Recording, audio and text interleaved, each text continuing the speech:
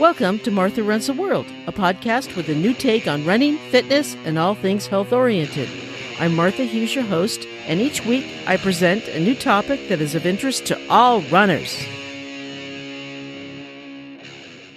Hi, and welcome to episode 232 of Martha Runs the World. How are you this week? I'm doing great.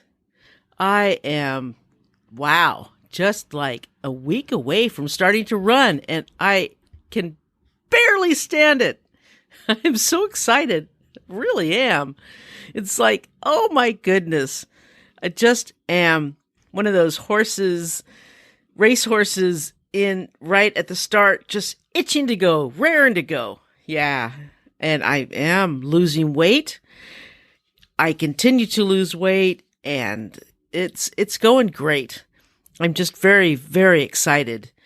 I hope you had a wonderful weekend. I worked all weekend, so mine wasn't that great, but I got some good walks in. I walked to work Saturday, and I walked home from work Sunday.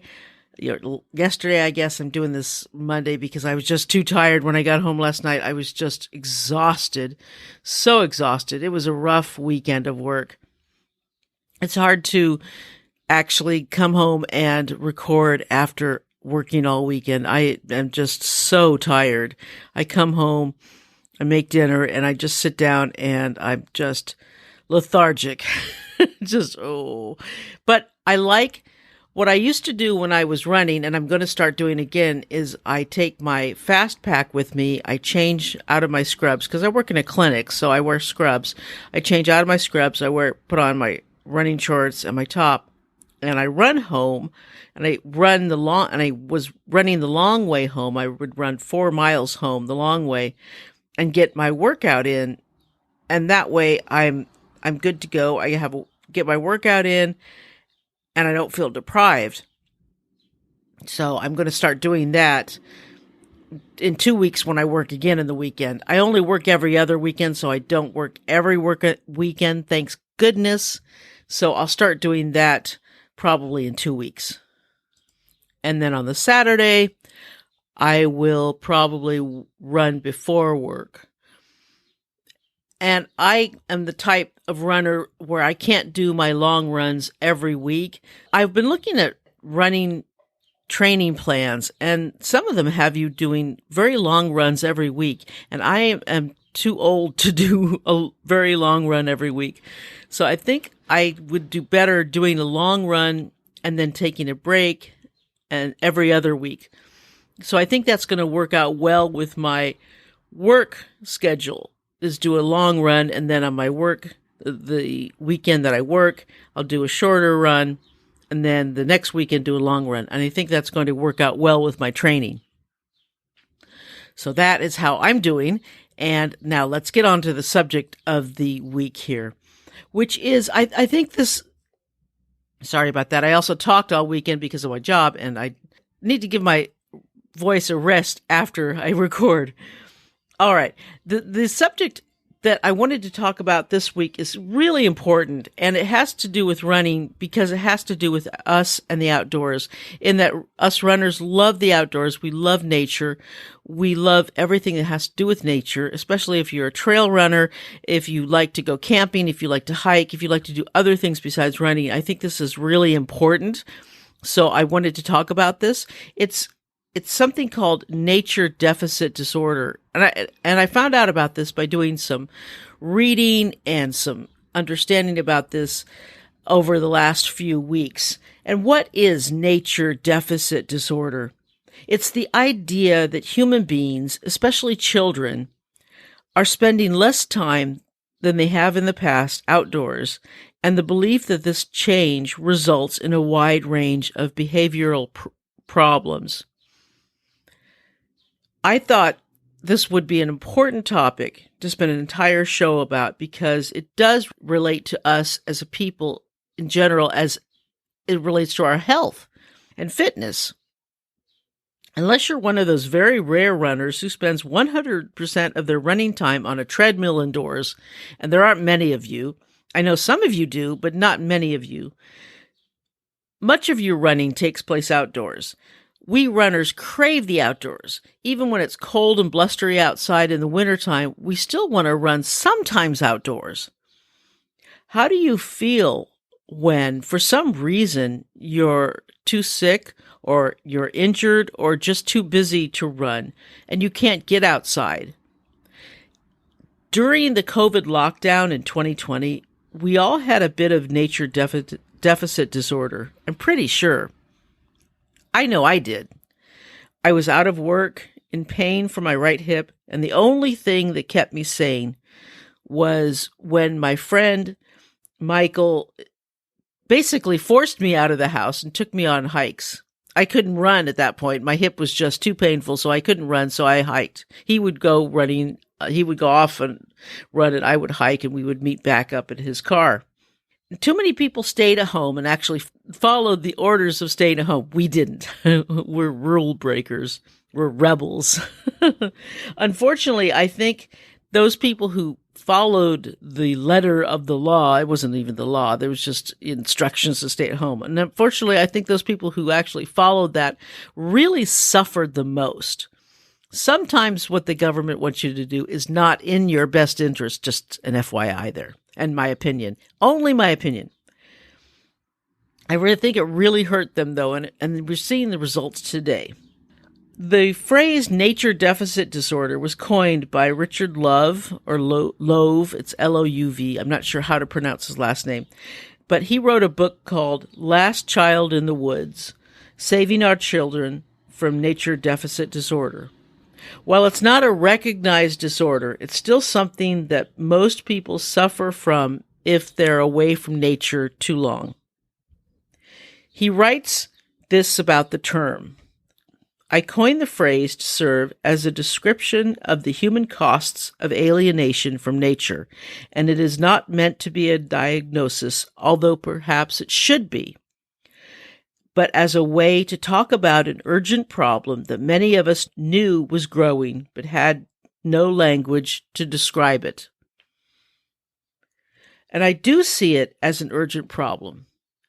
So much so, after 2020, when so many of us were forced inside, which in my opinion was the worst thing to happen, and we were forced inside for so long, that even now, 3 years later, I still talk to poor, frightened people who are still too afraid to go outside or let their children go outside, even if going outside is the best thing for their health. See, I work at a health clinic, and I talk to people who are scared. They're still scared to go outside. It's like, get outside. Go outside for a walk around your block. Even a walk around your own block would help you in your health. But no, they don't want to do it.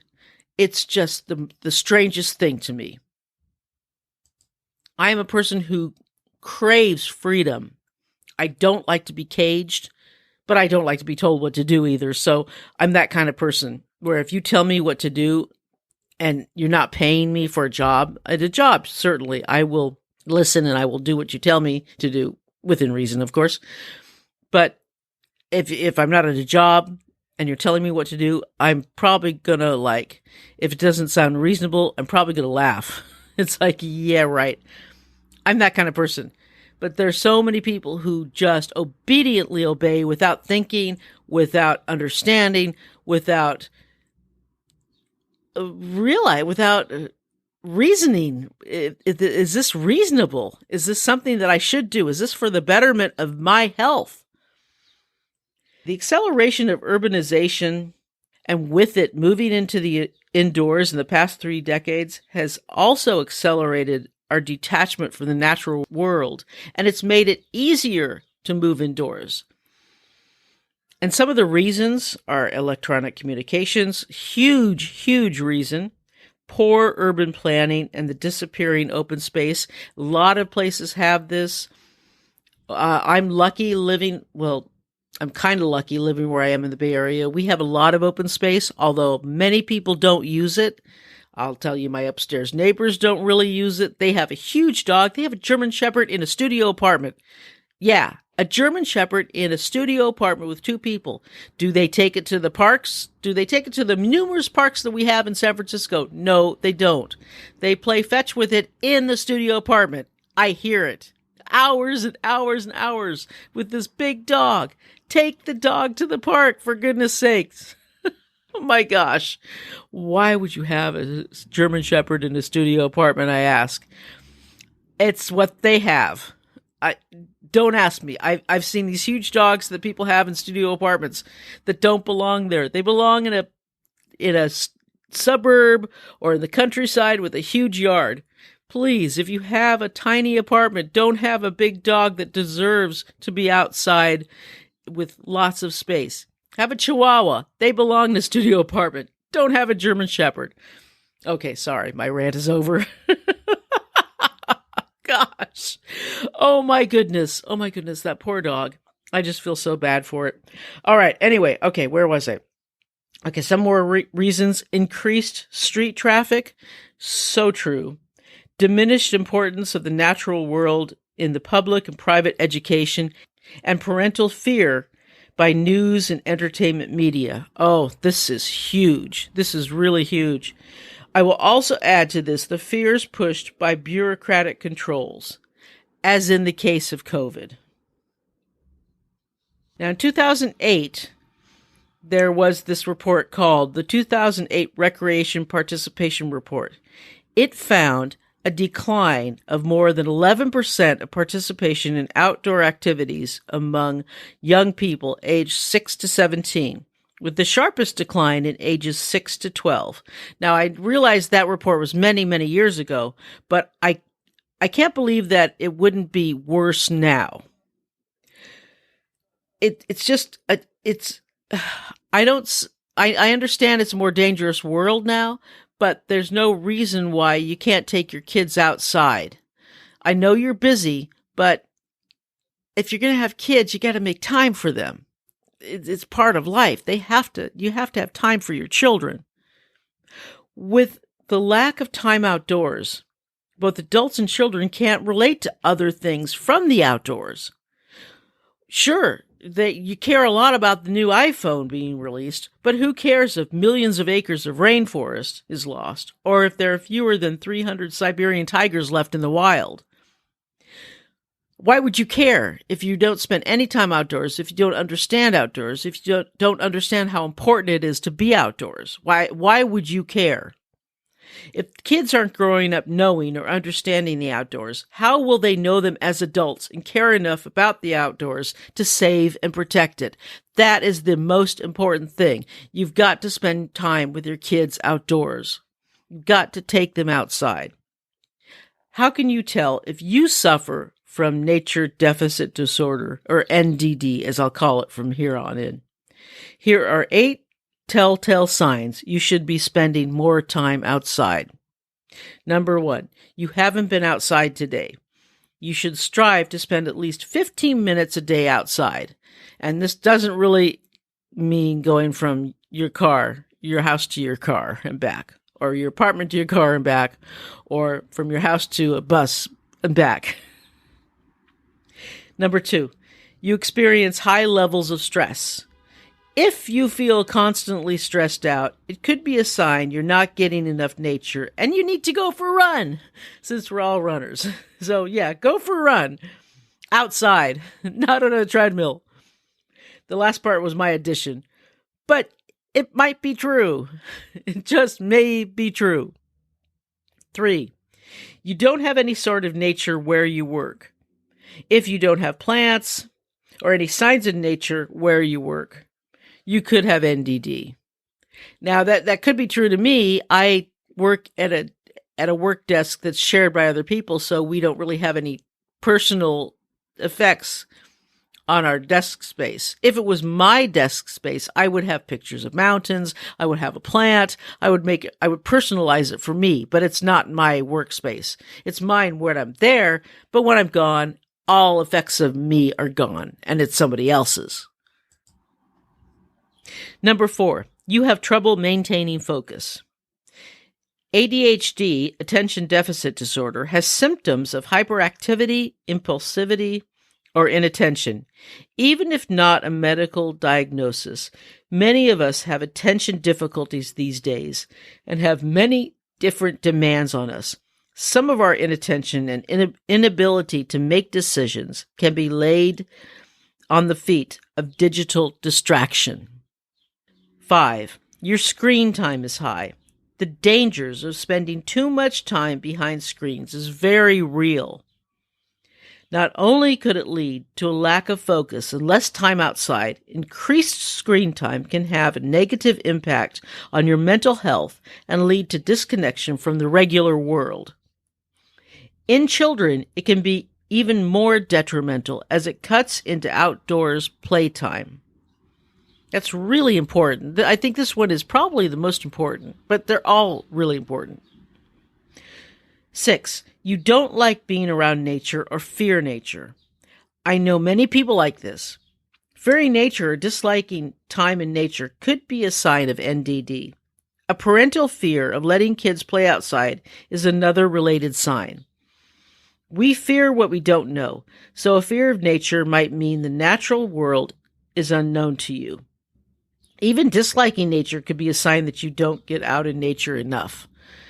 Yeah, I mean, it's like the parent who doesn't allow their kid to play outside in the dirt because dirt is bad. Dirt will make you sick. Dirt is evil. Well, no, that antibacterial crap you have your kid put on their skin every 10 minutes is bad.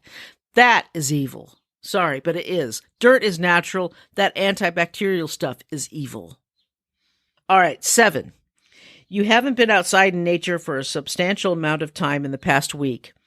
If you haven't been able to experience nature in a substantial way for longer than 30 minutes to an hour at least once a week, you might be suffering from NDD. And boy, does that hit home when you're injured, when you can't get outside, when you've been working too much. Yeah, you feel it, don't you? You sure do. I know I do. And number 8, you don't eat a diet with a variety of plants. NDD just doesn't relate to time spent in nature. The disorder can impact you with what you put in your body as well. A lack of natural ingredients can be a sign of NDD, and I know plenty of people like this. Usually, if you get outside and you go out in nature, you're going to eat healthier because your mindset is focused that way. If you don't go out in nature, if you don't do that stuff, you usually don't eat as healthy, and that's true. Unless you're a gym rat and you just spend all your time in the gym, then that's something else. But then you really need to get outside. But yeah, they usually go hand in hand.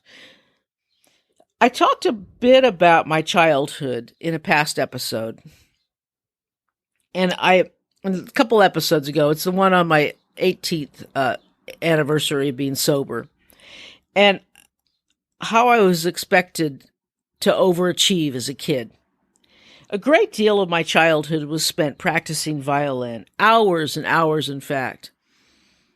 I spent hours in practicing and hours in lessons, and I hated every minute of it. I was trapped in a cycle of practicing something I knew I would never be good at, to please my mother, who thought if I only practiced enough, I would be great at it. Those hours I spent inside, I longed to be outside. Every second of those I wanted to be outside, which I loved. I loved being outside. I spent most of my childhood alone. I didn't have many friends. I found it hard to get along with other kids. I wasn't social as a kid. I was sensitive and I had anger issues. And I was painfully shy. And I just didn't know how to relate. I just wasn't social. I didn't understand how to communicate, I guess. My favorite times as a child were the ones I spent alone on my wonderful Schwinn Stingray bike with the banana seat. Oh, I love that bike. It was shiny gold. It was the best Christmas present I ever got, and I rode it everywhere. I grew up in Burlingame, which is a small suburb of San Francisco, just south in what's called the Peninsula. It was a sleepy place. Nothing ever happened there. We were only 3 blocks from the Freeway 101, which goes along south in the peninsula, down south and to San Jose and eventually straight down to Los Angeles. And just a couple miles east of there, east of 101, is Coyote Point, which is a San Mateo County park. These days, it's pretty built up with picnic tables and paved trails and playgrounds, but back then it was more a wild place. The Coyote Point Nature Museum was there, and I looked on the map, and it looked like it's been turned into the Curiosity Science Center now, which looks really interesting. If you have kids in the area, take them there. It looks like a pretty cool place. Back then, it was a really cool place. The restaurant that used to be there is gone, and where the Bluff Trail is now, which is along the high cliff there, that was all left to nature. And there was a dirt trail, and there's a high cliff, and I used to ride my bike out there and pretend I was out in the wild. That steep cliff, I was careful not to get too close to, and there were plenty of urban myths about people falling or jumping off there, I remember. Everyone used to say, oh, these so-and-so jumped off there, or this woman jumped off, and all this stuff. I'm not sure how many of those were true, but it scared me enough to keep me from going close to the edge. It was a cool place. I was thankful to get out there among the trees, mostly eucalyptus trees and brush and stuff. And it was a cool place. I loved to get out there to get away from the stress that I had as a kid. And I had a lot of stress from the fact that my grades weren't good enough, that I hated playing the violin, that I never pleased my mother, that all this stuff going on in my life and that was just unhappy. But I loved being out there. Every second I was out there was just a fun time for me. I can't imagine what my life would have been like had I not had that time to get away. Saturday mornings were my favorite. I woke up early, watched Bugs Bunny, my hero. Bugs Bunny was everything I wasn't. He was in charge of his life and didn't let anyone push him around. And when they did, he got even. I wanted so much to be like him. If only I had had the courage. But I watched him, and I loved what he did. And then I'd take off on my Schwinn bike and spend the morning at Coyote Point, pretending I was in the mountains, and have fun, and then come back to the reality, which was always disappointing. But a lot of kids don't have that option, especially nowadays. They have everything planned for them. Their parents have the days planned from the morning when they wake up to when they lay their little heads on their pillow. None of it involves playing outside or downtime. These parents plan a kid's day out so there's no time for them to relax. And that's not good for a kid. Kids need time to relax, just like parents do. And maybe their parents are overachievers and they think that their kids have to be as well. Well, I don't know, that creates problems. There's huge pressure for these kids to excel, just like it was with me. And summer is about studying and practicing as well for the school year ahead. Now, these kids are not going to be able to understand about outdoors unless they have the chance to be outdoors and see it. So we really need to make time for our kids to be outdoors and just be kids outdoors and just understand that the outdoors is a wonderful place to relax and enjoy and just be who you are, with no pressure to be anything else but who you are. That's the glory of nature. That's the glory of being outdoors. You can be who you are there. Nobody's going to ask you to be anything else than your own natural self. Now, for us runners, it seems a simple thing to reconnect with nature. Just go for a run. And maybe that's enough. But maybe you're still having feelings of anxiety and disconnection. And maybe it's time to switch it up, to even go for a long trail run. If you're used to road running, go for a trail run, or even a hike. Go for a long hike. Or maybe get a couple friends and go for a hike and then have a picnic at the end. That would be really fun. Actually, it does sound like fun. Maybe I'll do that. If you like to camp, go for a couple days camping, car camping. It could be fun. You could make a great time of it. Get a couple friends, plan something, have a gourmet meal. You don't have to rough it, go glamping. Just something outdoors in nature. I went for the first time in years camping last year, and it was one of the best times I can remember. I remember just sitting there, and I saw this video saying, we have to get back to the quiet of nature. Quiet? Quiet? It wasn't quiet when I was there. There was no quiet. The birds and the chipmunks and the squirrels were making such a racket. I would just say, hey guys, do you want to keep it down? I want to enjoy the quiet. It was very noisy. So there isn't necessarily quiet in nature, but it's a wonderful noise. It's so much better than cars honking and people shouting and jackhammers and phones and whatever. It's a nice kind of noise. I don't mind it, but it wasn't quiet. That's for sure. It was very noisy. I would say even if you don't like camping, stay in a hotel somewhere around hikes and go hiking and just be outside. Be outside in nature wherever you are, at a beach, at the desert, mountains, or even a big city park. If you can get to a quiet part of a big city park, that would be pretty cool as well. Just somewhere where you can be where there's not a whole lot of people. You can also add plants to your home or your workspace if you have your own workspace, not like me. You can put pictures of places in nature. You can put posters, that kind of thing. You can add more greens and blue colors to your home to make it more natural. If you have kids, limit their screen and tech time. Please stop giving them schedules all day long. We have to stop that. They need the downtime. Take them with you on a hike, or if possible, on a picnic.